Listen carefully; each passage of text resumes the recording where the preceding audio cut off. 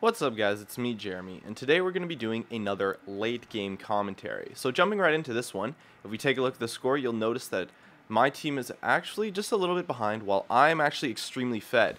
And so you say, well, how are you so far behind if you're actually really fed, Jeremy? And that's because our bot lane is actually 1-9, and, well, Fiora, just being a typical Fiora player, as you saw there, nothing too out of the ordinary. She did go somewhat even in lane, though, as well as Jarvan's pretty much even too.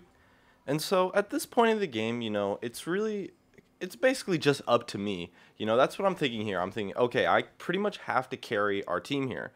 And I'm on a great champion to do that. Ahri mid lane is an excellent kit for making plays, especially in team fights. So, I know I'm in a pretty decent spot. It's pretty much me against the enemy team right now. I'm hoping that I can do my best, We're prepping, trying to get vision, We see the Baron's unwarded. They're actually could be taking Baron here, since we don't really have great ward coverage. Our support player isn't, exactly the best. However, the fact remains that I could have bought those wards, just because my support player is playing poorly doesn't mean I couldn't have bought those wards to ward Baron. And I probably should have bought some wards here too, but I'm really focusing on a build that will help me solo carry the game, and so I'm going to go for a Void Staff. Zhonya's Rabadon's Void Staff, it's very high damage with at least a little bit of survivability with the Zhonya's to give me extreme outplay potential. So overall, it's just a build that's going to help me solo carry the entire game. It might not be the best build possible here. I'm by no means an Ahri expert, but anyways, I felt like this build was pretty solid to help me do the best that I could to carry team fights, which was really my goal here from heading on. And of course, we see Fiora being a typical Fiora player getting caught. Nothing too surprising. It pretty much meets my expectations. You don't really want to get carried away or go on tilt from the play of your teammates, so it's nothing too surprising. Vi actually steps really close here. I don't know what she's doing, but they do pick up the kill on Jarvan. I'm able to get the kill on Vi and get out because I do have my ultimate. Our team, bot lane, picks up Dragon. I don't really know why they're doing Dragon, especially since, of course, as you can see, the other team got Baron since we didn't have any wards.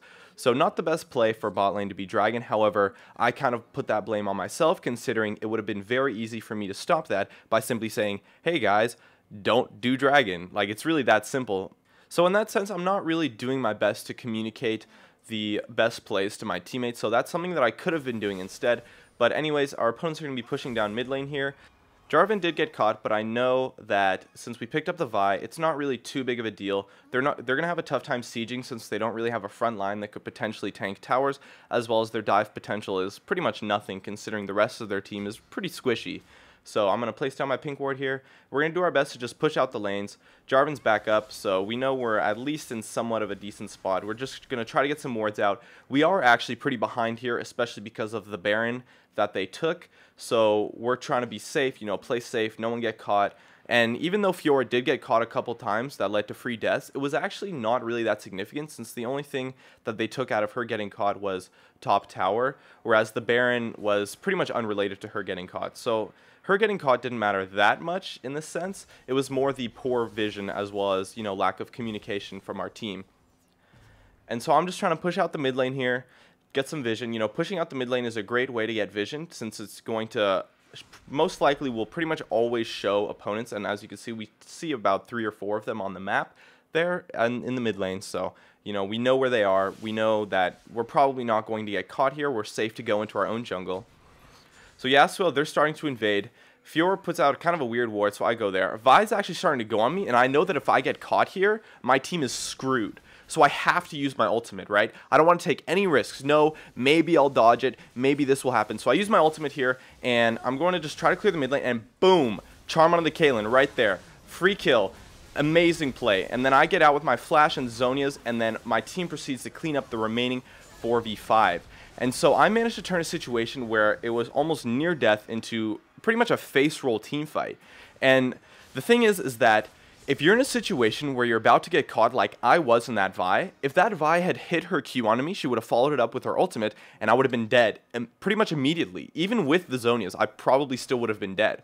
And the thing is that you have to respect your opponents in that sense. And so since I respected the Vi, I used my ultimate as, okay, Ahri loses her ultimate, that's pretty bad, but I have to. I can't, I'm not going to take risks. I'm not, maybe she'll miss, maybe I was out of range. No, you got to take the full 100%. If I use my ultimate, I will dodge this ability and my team will not be screwed. And that's what happened. And so I was able to turn it around, and with the last charge of my ultimate, I was able to get a pretty fancy charm onto the Caitlyn, actually. If you saw there, my W killed the creeps, and then my E was able to throw out, and we catch the Caitlyn. And so overall, it was a pretty amazing team fight for our team. I was able to get a prime pick onto the carry, which is a great way to carry team fights in this stage of the game. You know, it's not necessarily super late game, but it is pretty far into the game. And so, you know, 2-3 items, as well as, well, 3 items now after that team fight. And so it's a great play to make on the Caitlyn, and is an excellent step towards carrying our team here. I know that kind of play is exactly what our team needed, and so now we're in a great spot. We can probably 5v5, considering that I didn't really pick up most of the kills from that fight, so the other players on my team are starting to get some gold rolling. You know, they're starting to get some items, get some power, and so I'm not necessarily the only threat on my team now, and so I'm allowed to play like that too, especially considering that I really could just need to hit some crowd control, hit some burst, and then survive. As long as I'm not really dying, as long as I don't get caught, you know, my team's in a pretty solid spot, considering that I'm going to have an easy time hitting skill shots due to the enemy team's, you know, melee, assassin nature, Riven, Yasuo, Vi. It's going to be pretty easy for me to hit my skill shots in team fights.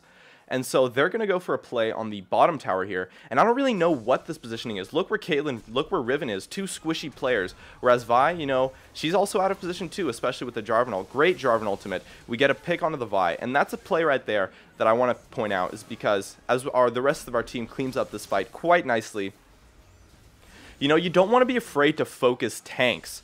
And so, since we're able to just burst down the Vi really quickly, you know, with the bonus damage from my charm, as well as, you know, a combined focus from our entire team, as well as since I was able to zone out the Riven there on the side, and Caitlyn was kind of out of the fight since the Jarvan ult was putting her in a bad spot. Since we focus the tank, you know, we can kill the tank quite quickly, as since all 5 of us just go for the tank. And then after that, we can just kind of face roll the entire team down. And so that wasn't even a play by me. That was kind of just poor positioning by the opponents. A mistake by the opponents. The first fight was definitely a pretty solid play by me with the charm on the Caitlyn. But this fight here, you know, it's just kind of our opponents making a really big mistake. And so the rest of our team, we take advantage of that. And even though we were pretty far behind at the beginning, especially since they did pick up that free Baron, you know, we put ourselves in a good spot. And Vi kind of goes for an aggressive play here, and they don't really have vision, and so we're able to come from the side.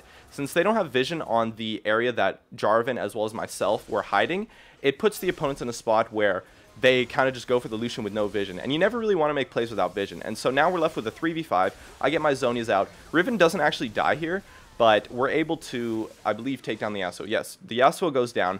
Caitlyn's actually trying to make a play here on the Lucian. She gets really, really close, but Riven's coming in. I tried thinking about charming Caitlyn, but I decided I was probably going to save her for the Riven since she was the major threat here, as well as since Caitlyn, of course, gets soloed out by Jarvan, and, well, that's the game.